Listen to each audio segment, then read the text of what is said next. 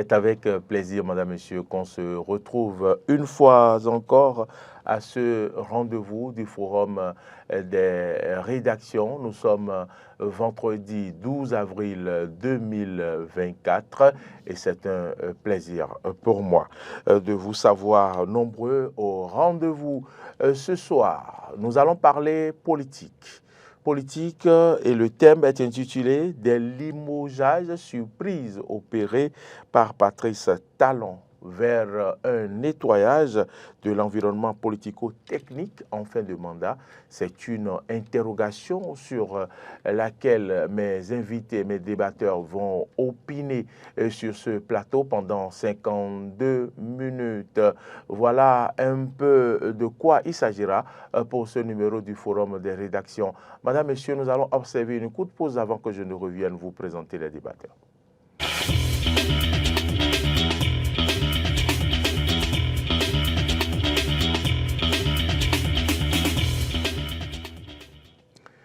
À ma droite, c'est Stéphane Akinoukhosou. Stéphane Akinoukhosou, bonjour. Bonjour Maureen. Merci d'avoir accepté notre invitation. Vous êtes analyste politique, vous êtes rédacteur en chef de l'Autre Vision. Bien évidemment, c'est un plaisir de partager une fois encore ce plateau avec toi. À ma gauche, lui, vous le connaissez, Hamzat Abdoulaye, il est consultant politique et géopolitique, spécialiste des relations internationales et la diplomatie. Hamzat, bonjour. Bonjour. Merci d'avoir accepté notre invitation. C'est un plaisir renouvelé d'être sur vos plateaux. Oui, un spécialiste géopolitique, spécialiste relations internationales et la diplomatie sur ce plateau, sur ce sujet. Peut-être que vous vous êtes interrogé, mais pourquoi on parle de limogeage surprise opéré? Et on s'interroge sur le fait si l'on est l'on va vers un nettoyage de l'environnement politico-technique en fin de mandat et que nous avons sur ce plateau un spécialiste des questions internationales. Oui, peut-être limogeage en fin de mandat. Peut-être que ce n'est pas un fait nouveau. Peut-être que ça se passe dans d'autres pays. Peut-être que ce n'est pas uniquement au Bénin que ça se passe. D'où nous avons fait appel à un spécialiste des questions internationales pour nous dire est-ce que ces faits sont inédits au Bénin ou c'est des faits qui existent toujours. Oui, les limogeages. Nous allons en parler puisque le décor est planté depuis on va dire quelques mois. L'on a remarqué quand même qu'autour du chef de l'État, plusieurs ministres, l'un a démissionné, je parle de Oswald Omeki, d'autres limogés, je pense à Séverin Kenom, je pense à Aurélien Agbenonchi. Et puis tout récemment, la grande surprise, c'est donc ce départ du gouvernement, pas du gouvernement, ce départ du conseiller spécial du chef de l'État en la personne de Johannes Dagnon, qui quand même est une tête bien faite, est un cadre accompli et est un cerveau, je vais dire, du gouvernement, je vais le dire, hein, celui-là même qui est à la base de l'élaboration de tout ce qui concerne le programme d'action du gouvernement, et oui, et son exécution également. Et c'est lui qui récemment a été limogé, et on se demande pourquoi ces limogeages. Pour en parler, ils sont déjà au plateau et vous avez suivi les présentations. Je vais commencer par ma droite. Stéphane, vous avez eu l'information du limogeage de Johannes Dagnon. Quel effet cela vous a fait et quel sentiment vous avez eu? Comme tu viens de le notifier tout à l'heure, de le mentionner dans ton intervention, je pense que l'effet que cela m'a fait, c'est l'effet que cela a fait à tout Béninois observateur un peu de comment le gouvernement Talon fonctionne. Ça a été l'effet surprise. Ça a été surprenant quand on sait que Johannes Dagnon constitue, au-delà de tout ce que tu as évoqué, c'est quand même le cousin du chef de l'État, c'est quand même le conseiller politique, celui-là qui constitue l'épine dorsale même de la gouvernance Talon. Et de manière à ce qu'on s'interroge sur pourquoi c'est justement à la fin n'est-ce pas, donc de son mandat, que le chef de l'État a jugé opportun de le limoger. Est-ce que ça veut dire qu'il a déjà accompli sa mission? Qu'est-ce qui peut être à la base de ce limogeage? Et donc, par rapport à l'accointance, n'est-ce pas, qu'il y a, la complicité qu'il y a toujours eu entre les deux hommes, cela a surpris et même cela a inquiété. Et cela a suscité des interrogations. Mais en fait, c'est que l'inquiétude ou l'interrogation vient de l'idée que le chef de l'État, depuis qu'il a accédé au pouvoir, ne nous a pas habitués à des limogeages cycliques. Du coup, dès qu'il y a un limogeage, il y a des inquiétudes. On se demande, mais qu'est-ce qui a pu se passer? Mais en réalité, il relève du pouvoir discrétionnaire du chef de l'État de nommer, pour des raisons ou une autre, et d'enlever pour des raisons une autre. De dégommer. De dégommer. Et donc, quand il appelait Joannès Dayon, il savait pourquoi il l'a amené. Et s'il décide de le remercier, il sait pourquoi il l'a fait. Donc, en principe, ça ne devrait pas susciter autant de polémiques. Autrement dit, il n'y a pas péril dans la demeure. Il n'y a pas péril en la demeure. Mais là où ça devient, je veux dire, préoccupant, c'est que on se demande précisément pourquoi c'est en ce moment précis que ça se fait. Et lorsque nous faisons un retour en arrière et qu'on voit que depuis environ 1 an, il y a comme des limogeages et des démissions. Et ces limogeages et ces démissions ne viennent pas de loin, viennent du cercle très proche, très restreint du chef de l'État. Quand on parle de Séverin Kenom, c'est quand même l'avocat du chef de l'État. Et quand on parle de Agbenochi, c'est quand même un ancien ami du chef de l'État. Quand on parle de Omeki, c'est celui-là même qui a battu le Macadam, qui a trouvé les ressources pour payer la caution du candidat Talon. Et donc, quand on parle de Joannès, c'est son cousin. Pourquoi, précisément, c'est au niveau du cercle restreint du chef de l'État qu'il y a soit limogeage, soit des démissions.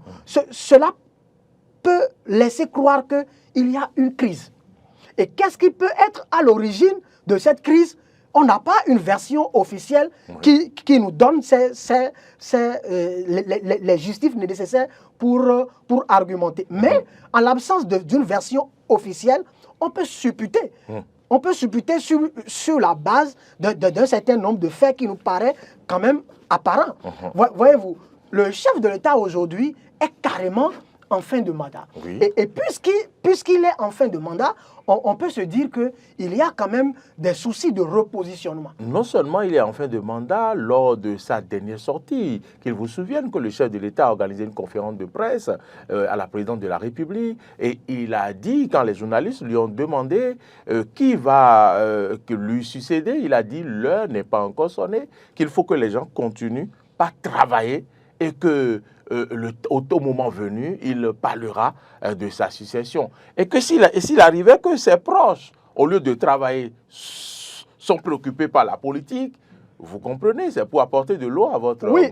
Et donc je trouve que c'est précisément à ce point-là qu'il y a l'inquiétude. Parce que à partir du moment où le chef de l'État, lui, il est en fin de mission, il est en fin de mandat, ceux qui l'ont accompagné et qui ont connu, n'est-ce pas, donc qui ont eu le goût des méandres du pouvoir et qui savent qu'ils peuvent nourrir d'autres ambitions. Ceux-là, ils sont en droit, n'est-ce pas, donc de les afficher. Et à partir du moment où ils sentent le besoin de les afficher. S'ils les affichent de manière précoce. Bon, la précocité, ça, c'est relatif. C'est relatif. Mais il revient alors au chef de l'État de dire, bon, si vous voulez nourrir ces ambitions, cela ne cadre pas avec mes préoccupations de l'heure. Cela pourrait être à l'origine de ce que nous sommes en train, n'est-ce pas, donc, d'observer. Ensuite, pour le cas d'Oswald Omeki, le ministre Oswald Omeki, on a tous su que en fait, il s'est officiellement affiché pour le candidat Olivier Bokor. Et cela n'a pas été du goût du chef de l'État, qui a estimé que cela était aux antipodes des valeurs que nourrit la réforme du système partisan. Et je pense que c'est peut-être au nom de cette réforme aussi que Johannes Dayon aussi a été emporté, parce que d'une manière ou d'une autre, il y a un clan qui suscite aussi sa candidature. Depuis peu. Voyez, et quand vous êtes à un certain poste et que les gens suscitent votre candidature, même si vous n'êtes pas le commanditaire, ça nourrit tout au moins votre ego. Vous vous dites, bon, est-ce que je ne peux pas? Cela pourrait amener aussi Johannes Dayon à dire, bon, quand même, je peux. Il peut en débattre avec le chef de l'État. Si il estime que cette ambition n'est pas en phase avec ce que lui, il veut, il peut s'en débarrasser sans pour autant que cela ne soit un problème fondamental. Toujours est-il que tout cela réuni, il y a un problème de fond qui se pose en leur sein, surtout dans le cercle restreint du chef de l'État. Vous avez parlé de crise. Absolument. Hamzat, je vais vous laisser peut-être vous prononcer sur ce phénomène de limogeage dans le cercle restreint, comme le dit Stéphane, du chef de l'État, mais après, est-ce que c'est inédit au Bénin? Écoutez, c'est pas inédit au Bénin ce qui se passe aujourd'hui, et ça l'est encore moins ailleurs. Il faut rappeler une chose en politique, c'est le jeu des chaises musicales. C'est qu'à un moment, il y a une équipe qui est titulaire et à un autre, il y a un changement au niveau de certains joueurs, même s'ils sont des cadres. Et je rappelle les propos du chef de l'État qui avait dit il n'y a pas longtemps qu'on ne changeait pas une équipe qui gagne. Et qu'en est-il désormais des équipes qui perdent? Vous allez être d'accord avec moi que quand une équipe commence par perdre ou commence par faire défection, il est normal que le chef de l'équipe, le manager de l'équipe puisse opérer des choix. Alors, les choix peuvent être des choix très forts, mais il est de la conscience de tous qu'un choix d'un manager reste un choix qui s'impose à tous. Et c'est ce qu'on constate aujourd'hui. Le limogeage de Johannes Dayon, moi je pense qu'il faut être prudent par rapport aux terminologies, parce qu'on ne sait pas effectivement ce qui se trame en dessous. Je ne vends aucune mèche en vous disant que c'est pour des raisons politiques. Alors, c'est pour des raisons politiques. Ça, c'est peut-être un argumentatif, comme on le dit aux États-Unis, qui sert à la raison pour laquelle on l'a limogé. Mais je reste vraiment prudent parce qu'on parle de plusieurs années d'amitié, on parle d'une familiarité qui existe depuis très longtemps. Comme l'a rappelé tout à l'heure mon confrère, c'est un cousin du chef de l'État. Et ce genre de liens ne se rompt pas même pour des raisons politiques. Il faut être vraiment prudent par rapport à ce qui se trame. Néanmoins, je trouve que je ne suis pas surpris déjà par ce qui est arrivé, parce que quand vous êtes en désaccord, en décalage par rapport à votre chef d'État ou par rapport à votre supérieur, la première des choses, c'est de l'exprimer clairement, et le chef peut en prendre acte en vous relevant de vos fonctions ou en trouvant d'autres dispositions pour combler le vide. Et c'est des choses qui arrivent en politique. On ne devrait pas être surpris. Néanmoins, on devrait être surpris par le rythme par lequel ces choses sont en train d'arriver. Parce que il y a encore 2 ou 3 ans, je pense que le gouvernement Talon faisait office d'un gouvernement intouchable, toujours fidèle au poste. Oui. Et au-delà même de l'équipe gouvernementale, je pense même à l'équipe technique du chef de l'État. L'équipe technique a été très peu changée, très peu remaniée. Les conseillers sont strictement restés les mêmes depuis 2016, à quelques exceptions vraiment près, ce qui est quand même rare. En Afrique surtout, il faut le souligner. Mais on constate depuis 2-3 ans qu'il y a alors cette vague de limogeage ou cette vague de démission, mais sur la base de désaccords parfois politiques, parfois techniques et parfois structurels. C'est des choses qui arrivent. Mais quant à ça, non, je m'inquiète parce que vous avez évoqué tout à l'heure Aurélien Agbenossi, affaires étrangères, même si sa gestion de ce département n'est pas des meilleurs, ça on peut être d'accord là-dessus. Ou encore Oswald Omeki qui a démissionné, mais pour d'autres raisons que le chef d'État a bien fait d'ailleurs de préciser. Mais il y a eu aussi Hervé Romain qui est parti, il y a eu Jean-Claude Oussou aussi qui est parti. Et à cette liste s'ajoute désormais Johannes Dayon. Donc je vais y arriver, Johannes Dayon. Et ça, pour moi, est un signe assez clair. C'est-à-dire, ces défections ou ces limogeages, c'est sur le fond d'un désaccord au-delà même politique. D'accord. Parce que je pense que dans le fond, vous avez 2016, 2026, pardon. Oui, 2026. Et 2026, c'est le carrefour auquel, je vais dire, tous les Béninois attendent le chef de l'État, le gouvernement surtout. Mais on attend surtout quelle posture le chef de l'État va prendre par rapport à la désignation de son futur ou du duo qui va peut-être incarner la continuité. Mais dans le schéma actuel des choses, j'ai comme l'impression qu'il y a deux camps. Il y a un camp qui veut d'une rupture totale avec le chef de l'État, dans la mesure où l'appareil politique qui est mis en place à travers les deux partis politiques doit pouvoir avoir une indépendance afin de choisir à leur propre niveau leur duo, ce qui est quand même normal. Mais de l'autre côté, vous avez également un camp qui veut d'une certaine façon imposer le choix ou la volonté du chef de l'État à tout le groupe politique. Et ça crée les tensions ou les crispations qu'on observe maintenant depuis plusieurs mois. Et je termine là-dessus en évoquant le cas de Johannes Dayon. Johannes Dayon, vous avez bien fait de le dire, c'est le cerveau du PAG, du chef de l'État. Mais cela ne veut pas dire qu'il n'y a pas d'autres cerveaux ailleurs. Je pense que nul n'est irremplaçable en réalité. Et il faut plus s'inquiéter en réalité des raisons de ce limogeage qui concerne surtout 2026. Et en la matière, je pense qu'il faut être désormais prudent par rapport aux choix qui risquent de sortir, à la fois les choix politiques ou les choix liés aux décisions parlementaires. Très bien. Alors, les choix liés aux décisions parlementaires, on va donc poursuivre avec vous, Stéphane, mais lorsqu'on sait que c'est un cadre technique dont peut-être le limogeage pourrait avoir d'influence sur le côté technique mis en place, notamment en ce qui concerne le PAG2, est-ce qu'il n'y a pas des inquiétudes à nourrir? Oui, je pense que par rapport à l'aspect technique de la chose, je trouve que le conseiller Johannes Dayon a quand même fait du chemin. Et je pense que depuis que le chef de l'État est là, c'est lui qui l'a accompagné dans la mise en œuvre d'un certain nombre de politiques. Et donc, je pense que par rapport à la technicité, le problème ne devrait plus se poser, étant entendu que le chef de l'État est déjà en fin de mandat et que le mécanisme de mise en œuvre du PAG étant déjà acté, son absence ne va pas fondamentalement influer négativement sur la continuité du processus. Comme l'a évoqué Hamza tout à l'heure, il y a quand même d'autres personnes qui peuvent valablement assumer ces fonctions. Le problème aujourd'hui, ce n'est plus un problème de technicité.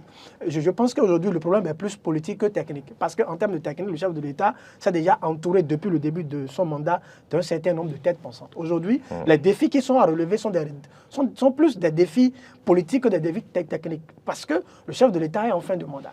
Comment faire pour assurer sa succession de manière à ce que les bases qu'il a pu mettre, qu'il a pu poser, puissent se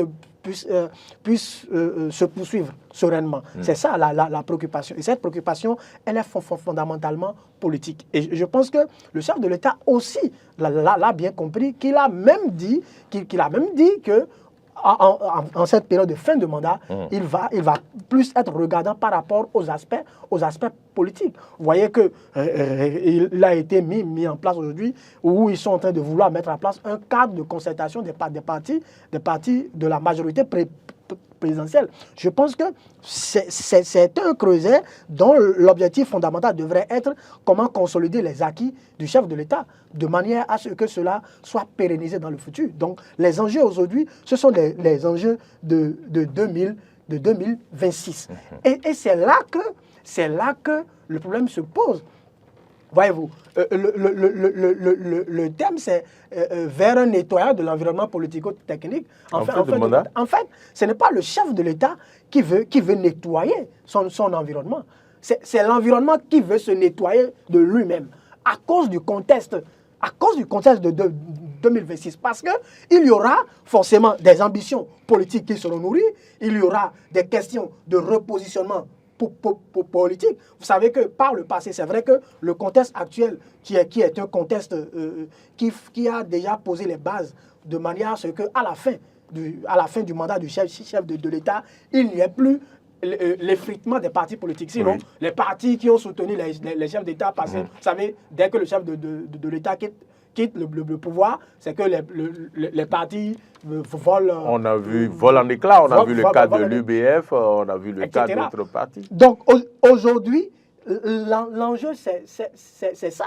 Comment faire pour que des partis politiques qui ont soutenu le chef de l'État, il y ait un duo qui puisse porter les valeurs et les idéaux défendus par le chef de l'État. C'est ça le problème. Et donc, aujourd'hui, le chef de l'État a l'obligation, au-delà de ces démissions ou de ces limogeages, qui ne sont pas forcément de nature à rassurer.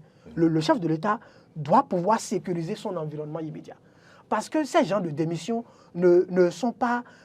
C'est-à-dire que ce sont des signes annonciateurs qui ne montrent pas que demain serait reluisant pour ces formations politiques qui soutiennent son action. Parce que quand quelqu'un comme Johannes Dayon s'en va, aujourd'hui, c'est des individus. Aujourd'hui, c'est des individus qui sont dans l'environnement immédiat du chef de l'État. Oui. Qui sait si demain, ça va être au sein des formations politiques. Parce qu'il peut y avoir aussi des démissions dans les formations politiques. Quand ça part de l'environnement du chef de l'État, ne soyez pas étonnés que au sein des partis politiques, il y a aussi des démissions. Pour dire, bon, ok, nous on démissionne, on quitte, on n'est plus d'accord. Parce que s'il y a déjà des dissensions, s'il y a déjà des crises dans l'environnement, cela peut avoir des répercussions sur les partis politiques. Cela peut avoir des répercussions sur les partis politiques. C'est pour cela que moi, je pense que dans l'intérêt des enjeux de 2026, il va falloir pour le chef de l'État sécuriser son environnement de manière à ce que s'il y a des problèmes, s'il y a des conflits, que cela se gère et qu'on ne soit pas obligé d'assister à ces genres de démissions qui ne sont pas de nature à rassurer pour 2026. Hamzat,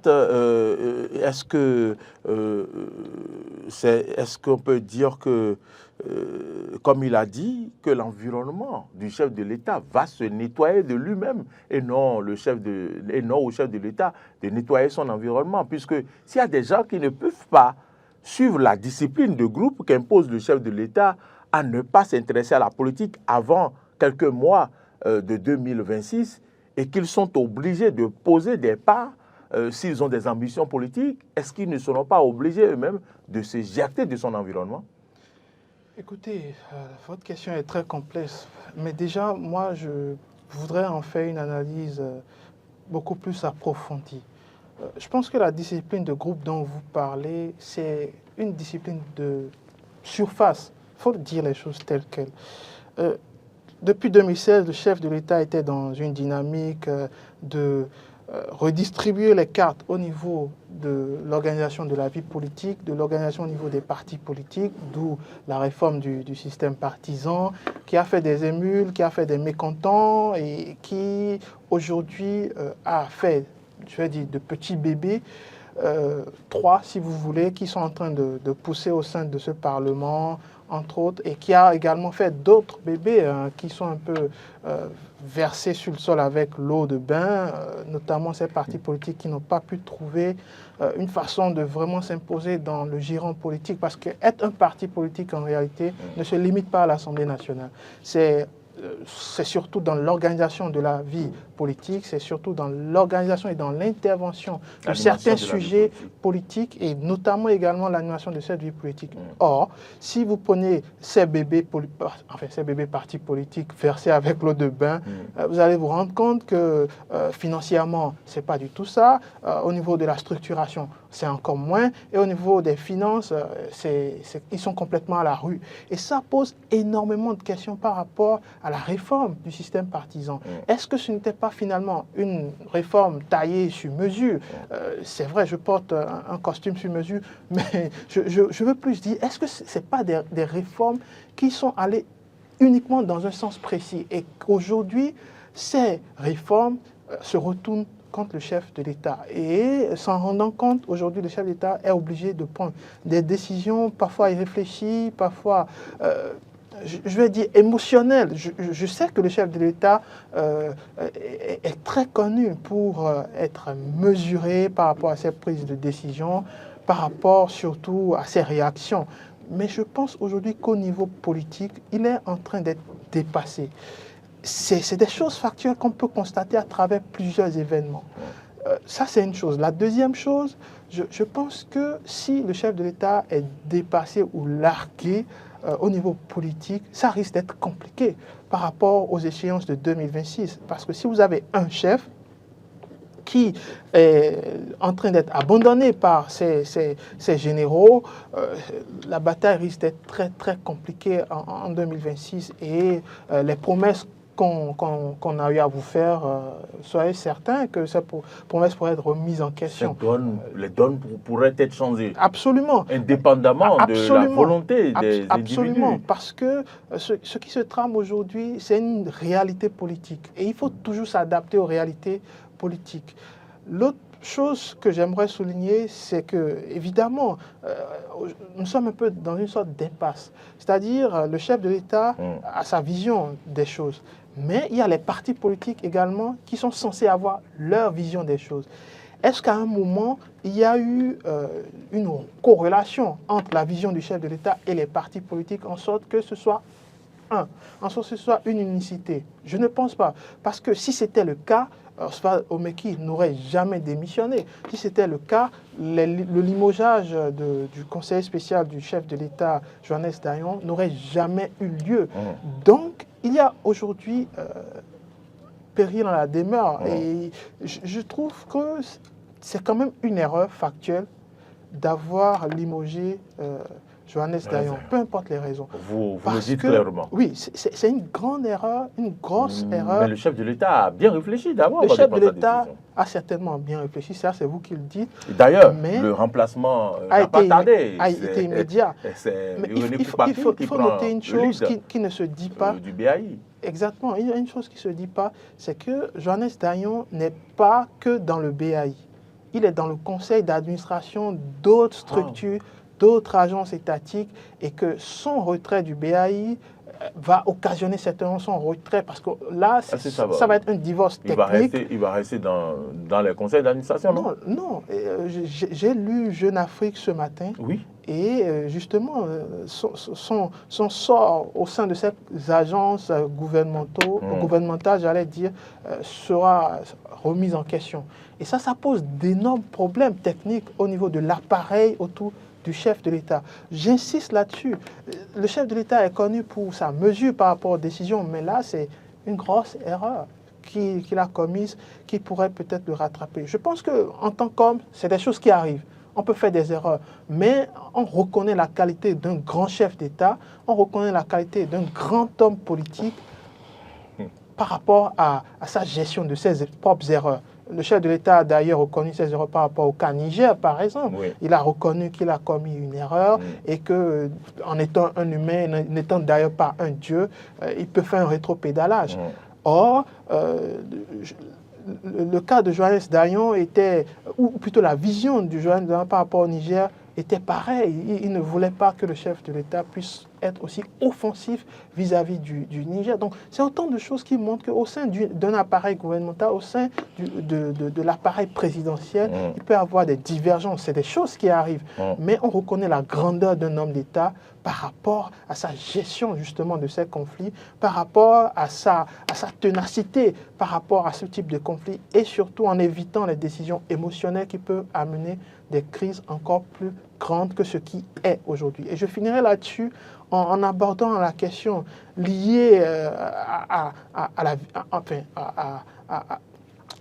aux propos, ou plutôt aux populations béninoises vis-à-vis de ces événements. Vous savez, il y a une chose qui a été opérée depuis plusieurs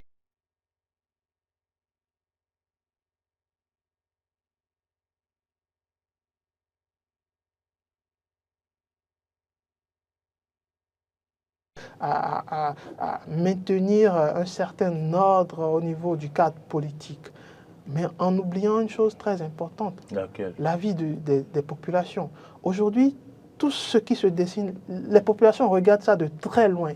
Ils sont plus ou moins spectateurs de ce qui se passe aujourd'hui. Et ça, c'est un peu comme un retour de bâton qui pourrait revenir contre le chef de l'État à tout moment.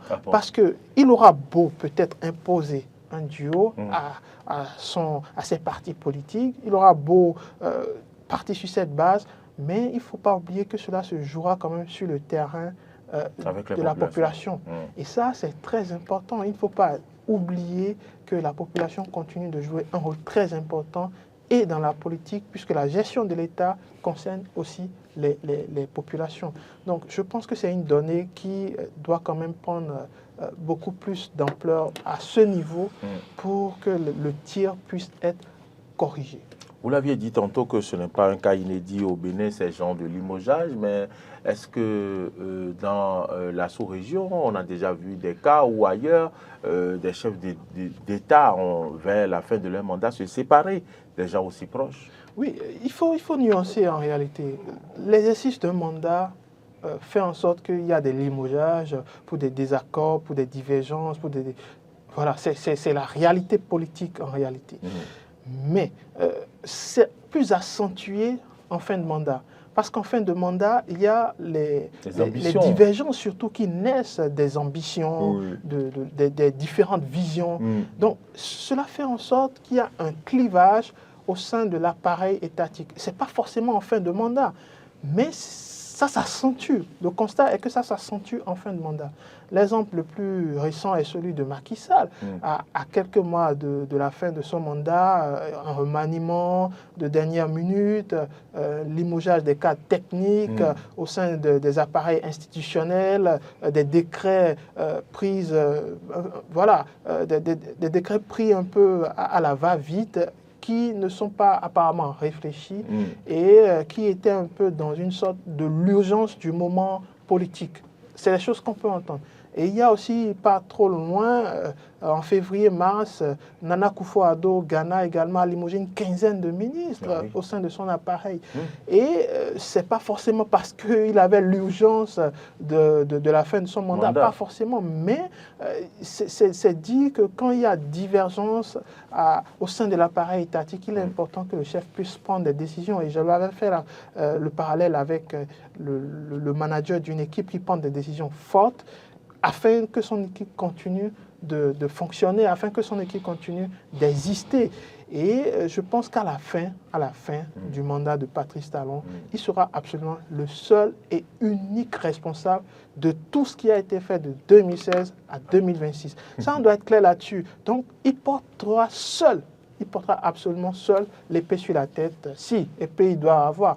Mais je trouve que le reste qui constitue l'appareil autour de lui ne sont en réalité que ses mains ou ses bras opérationnels en réalité. Ils ne sont en rien responsables de son bilan. Il sera le seul. Et ça, c'est important aussi de le marteler. S'il fait ses choix aussi forts, c'est peut-être aussi dans le cadre de redorer son image, de rehausser son bilan et peut-être de mieux porter ce bilan, aussi positif ou négatif. Et qui sait, d'être mieux, pour être mieux porté en triomphe, qui peut le dire? Alors, je ne sais pas, si vous parlez de triomphe, vous parlez d'une reconnaissance. Non, il n'y aura pas de reconnaissance. Il n'y a pas de reconnaissance en politique.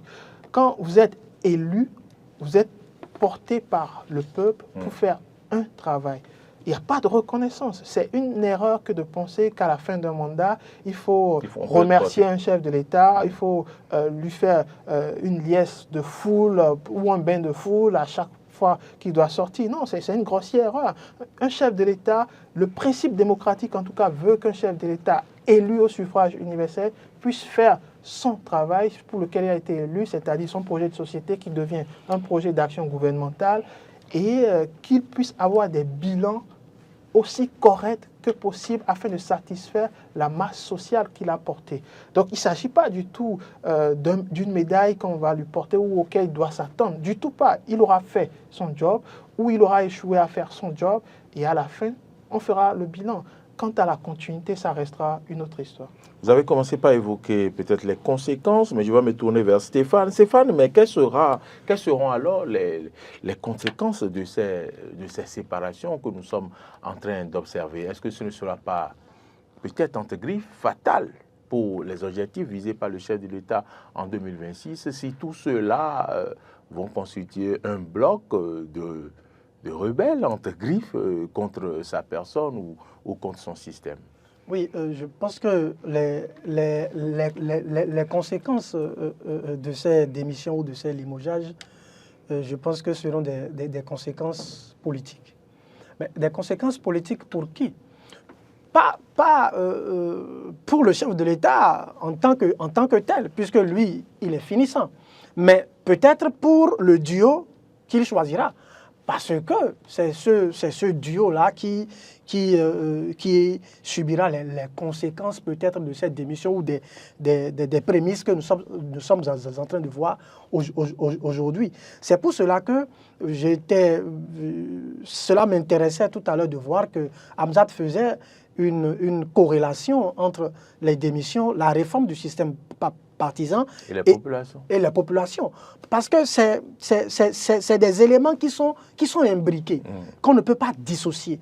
Parce qu'aujourd'hui, ce qui fait le chef de l'État, c'est non seulement son environnement, ceux qui l'entourent, son cercle restreint, et puis ensuite les partis politiques qui le soutiennent, et enfin les populations.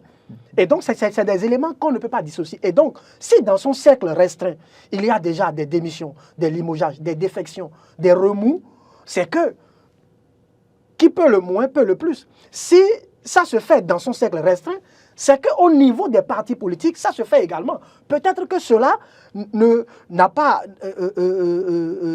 encore fait surface. Mais ça, c'est la partie cachée de l'iceberg qui fera surface dans quelques jours. C'est pourquoi les jours qui viennent nous réservent encore beaucoup plus de surprises. Et j'ai comme l'impression que la fin du mandat de Talon sera une fin de mandat apolémique. Tumultueuse. C'est pour cela d'ailleurs que quand on prend la réforme du système partisan, ça m'a toujours posé un problème qu'on donne trop de force aux partis politiques. Parce que ça va forcément créer des remous. C'est au nom de ça que Omeki a quitté le pouvoir, a quitté le gouvernement. Est-ce que, au nom du renforcement de l'autorité des partis politiques, on peut dénier à l'individu sa liberté de conscience? Je peux être dans un parti politique et avoir quand même certains avis, je peux estimer. Parce qu'au-delà des questions politiques... Vous devez suivre la discipline de groupe, quand même. Je dois suivre la discipline de groupe, mais la discipline de groupe ne m'empêche pas d'avoir des opinions propres. Qui ne devraient pas s'imposer au groupe. Qui ne devraient pas s'imposer. On ne devrait pas m'empêcher de l'exprimer. On ne devrait pas m'empêcher de Hamzat brûle d'envie. Oui, et je pense que c'est bien par rapport à ça qu'il y a crise, qu'il y a problème. Parce que si aujourd'hui quelqu'un donne son avis pour dire j'ai telle ambition, est-ce qu'il fait déjà entorse à la réforme du système partisan?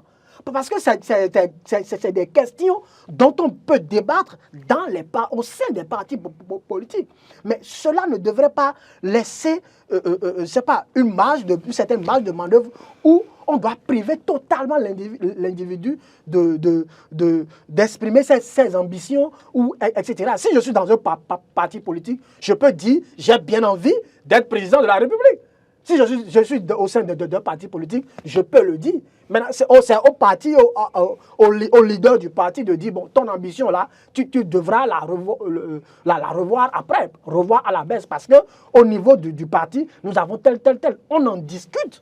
Mais on ne peut pas m'empêcher. On peut m'écarter. Voilà, on ne peut pas m'empêcher de l'exprimer. C'est pour cela qu'il faut faire très attention lorsque nous parlons, n'est-ce pas, donc de la réforme du système partisan, parce que c'est ça qui crée énormément aujourd'hui de problèmes à la fin du mandat du président Patrice Talon. Et est-ce qu'il y a moyen de rectifier le tir? Tout à l'heure, vous aviez envie d'intervenir. Oui, je vais vous répondre quand même. Est-ce qu'il y a moyen de rectifier le tir? Je trouve que quand on déclenche un tir, c'est difficile de corriger ce tir. Soit ça finit en pleine lucarne, soit ça finit dans les tribunes. Est-ce que la trajectoire est modifiable? Ça dépendra du sens du vent en réalité. Et pour renchérir ce qu'a dit tout à l'heure Stéphane, parce qu'il a dit, ce qu'il a dit, c'est très important. C'est-à-dire, vous avez eu des réformes au Bénin.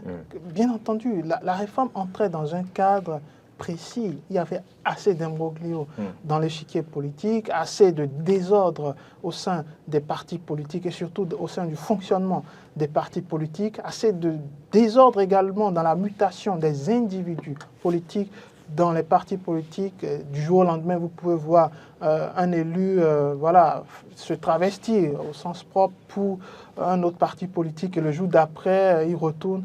Et ça créait une situation assez complexe et compliquée. Je trouve que la réforme, en tout cas, a arrangé cette partie des choses. Mais ça reste un arrangement de la forme.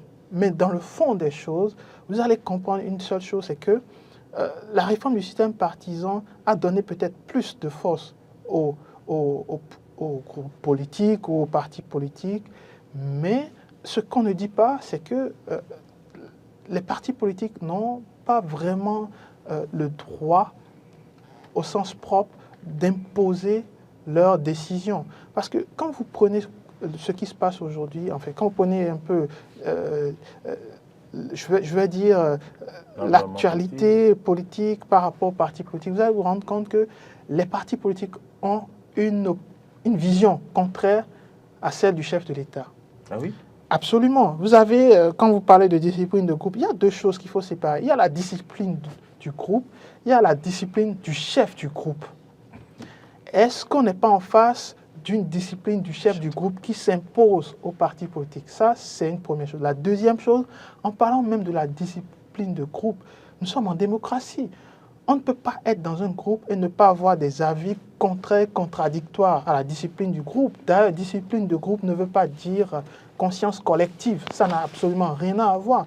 La discipline reste la discipline, mais quand il s'agit de la conscience, quand il s'agit des décisions liées à la conscience, eh bien, l'individu est en mesure d'opiner et surtout de faire ses propres choix, qu'il assume complètement. C'est ça la démocratie. D'attendre où il va dire top, exprimez vos ambitions pour le faire. Alors en politique, on n'attend pas d'un chef avant d'opiner. C'est ça la politique. Je pense que si on ne fait pas un peu attention, on risque de basculer dans la vie de l'entreprise en réalité. En entreprise, quand le chef dit quelque chose, ça s'impose à tous les employés. C'est ça l'entreprise.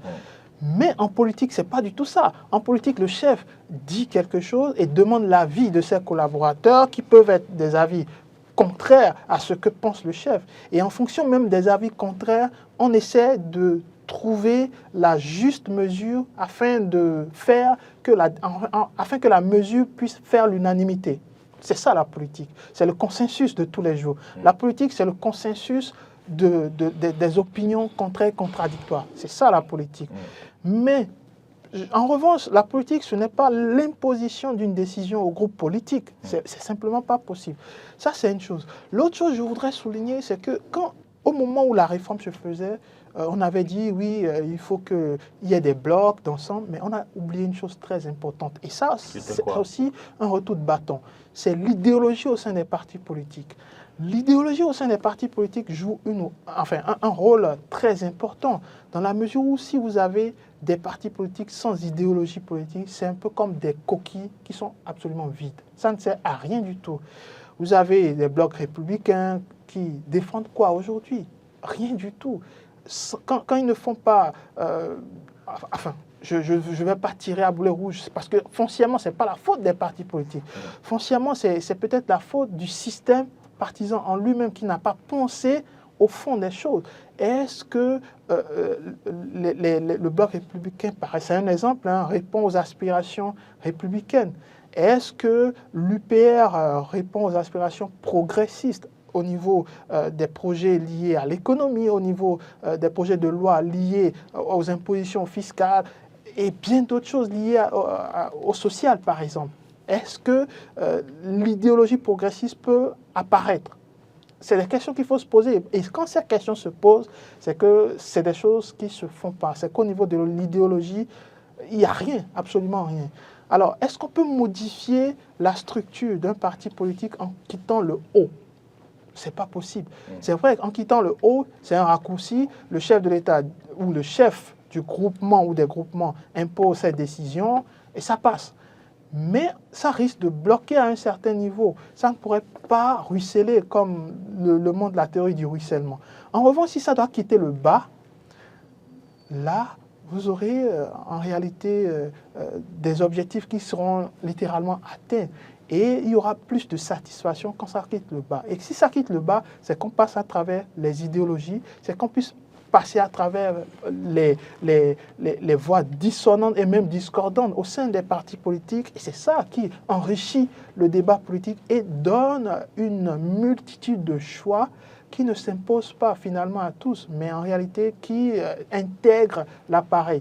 Et je finirai sur une question très importante. C'est que nous sommes un peu dans l'antichambre de 2026, mais tout à l'heure, Stéphane avait évoqué le regroupement des partis de la mouvance et tout ça. Je trouve que c'est une grosse erreur également que de regrouper tous les partis de la mouvance en laissant de côté les partis de l'opposition ou ces partis qui se disent de l'opposition, sans foncièrement penser à une chose, la question des primaires.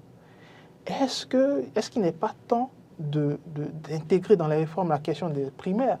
Est-ce qu'il ne faut pas laisser le lead aux partis politiques de décider d'eux-mêmes? Non, je continue de le dire. L'imposition des choix par le haut risque de bloquer à un certain niveau. Ça va prendre, c'est un raccourci, ça prend. Mais à un moment, ça risque de bloquer. Et peut-être nous sommes à ce moment-là. La seule chose qu'il faudrait faire, je suis d'accord, hein, il faut faire des rencontres entre partis politiques, c'est très bien, mais ça ne règle absolument aucunement le problème.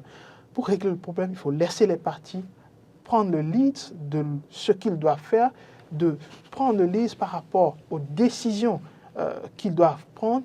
Et si un duo doit sortir, que ce duo sorte par la voie démocratique qui s'impose à tout le monde. La voie démocratique, c'est la voie de tous.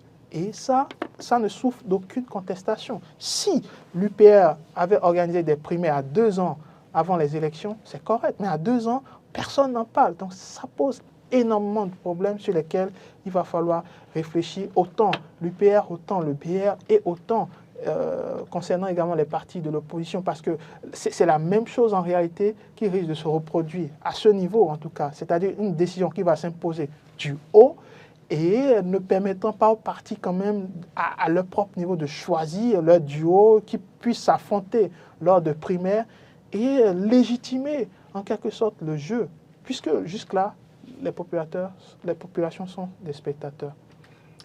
Oui, je veux renchérir un peu un aspect. On a plus que 4 minutes. Il n'y a pas de souci, je vais aller très vite. Je pense qu'aujourd'hui, la question du choix par l'euro devrait devenir une préoccupation qu'on devait mettre sur la table, aussi bien au sein des acteurs politiques qu'au sein des décideurs. Parce que notre démocratie a suffisamment évolué.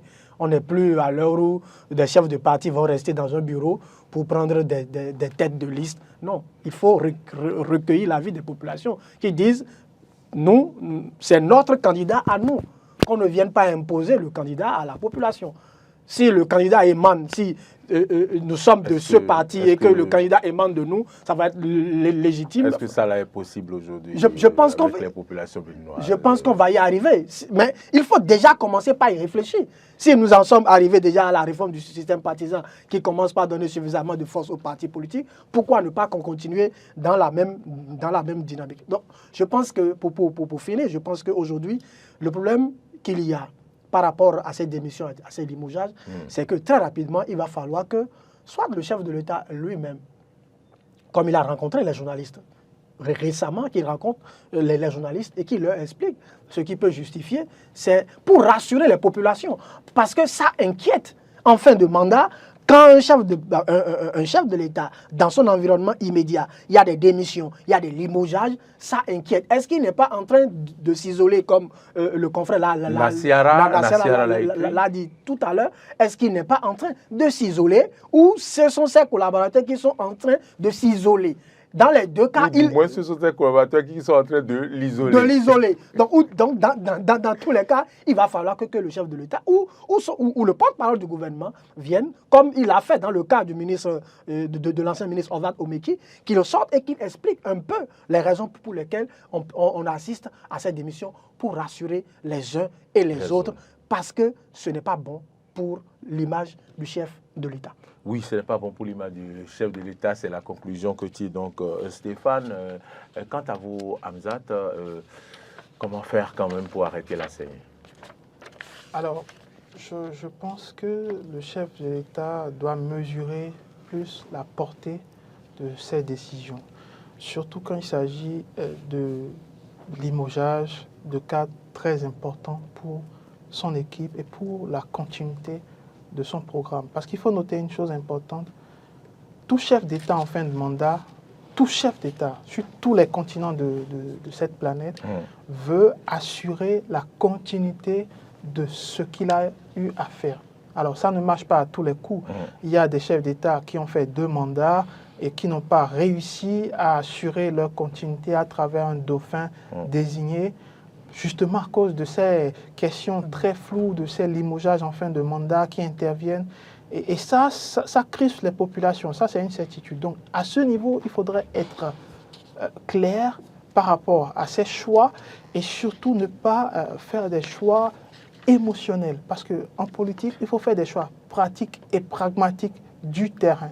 Ce n'est pas parce que votre conseiller pense autrement que vous, ce n'est pas parce qu'un parti politique, autant que ce fut votre propre parti politique, ce n'est pas parce que ce parti politique pense différemment par rapport à un sujet qu'il faut être radical. Non, il faut les écouter, il faut mesurer la portée de leurs contradictions et parfois, il faut mettre en place des décisions contraires à ce que vous pensiez depuis le début. Ça, c'est la première chose qu'il doit pouvoir faire. Et ça, je parle pour l'avenir. Je suis sûr, il est consciencieux de tout ce qui se trame autour des enjeux liés à 2026 et je suis sûr qu'il va en prendre la teneur. La deuxième chose, c'est bien entendu...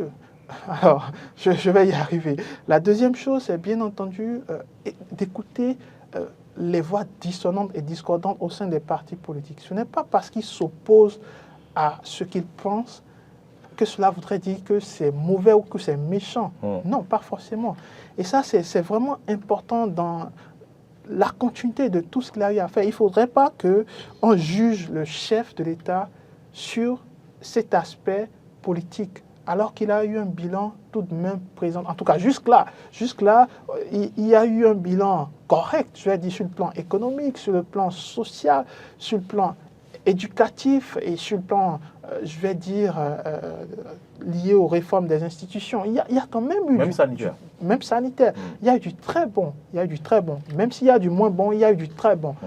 Et en cela, il ne faudrait pas que ce bilan politique le tire vers le bas. Quand on est un chef, on l'assume complètement, mais on est encore plus un grand chef quand, bien entendu, vous assumez vos erreurs et que sur la base de ces erreurs, vous prenez de nouvelles décisions qui puissent justement mieux impacter votre communauté. Hamzat Abdoulaye, merci d'être venu dans ce studio malgré vos nombreuses sollicitations, vos nombreuses occupations. Merci de nous avoir consacré du temps pour venir répondre à nos questions. Vous êtes consultant politique et géopolitique, spécialiste relations internationales et la diplomatie. Une fois encore, merci pour votre disponibilité de tous les instants. Merci à vous. À ma droite, c'était bien Stéphane Arinouhossou. Merci d'être venu. Je rappelle que vous êtes journaliste, analyste politique, vous êtes rédacteur en chef de L'Autre Vision. Et merci également pour vos analyses et votre disponibilité. Merci. Je voudrais juste placer un mot, si vous le permettez. Quand vous avez un enfant qui a l'habitude de vous écouter tout le temps et qu'à un moment donné, vous lui parlez, il ne vous répond pas, cherchez à savoir pourquoi il ne vous répond pas. Je pense que si le chef de l'État peut faire ça, il pourra comprendre son environnement. Merci. Je vais le chicoter. Voilà, c'est sur ces mots que nous vous remercions de nous avoir suivis. Mesdames, Messieurs, merci beaucoup pour l'attention et surtout pour l'intérêt que vous portez à cette émission qui vous permet de suivre les analyses de nos analyses politiques, de nos consultants sur des questions nationales, d'actualité nationale. Merci à vous et surtout, merci de faire un tour sur YouTube afin de liker cette émission, afin donc de faire vos commentaires. C'était Dr Boris à la réalisation de cette émission, Gérard et Emmanuel au son, et Martin Toy à la diffusion. Modeste Kondé, c'est grâce à lui que vous nous suivez sur les différentes plateformes. Merci de passer un excellent week-end en notre compagnie. À bientôt.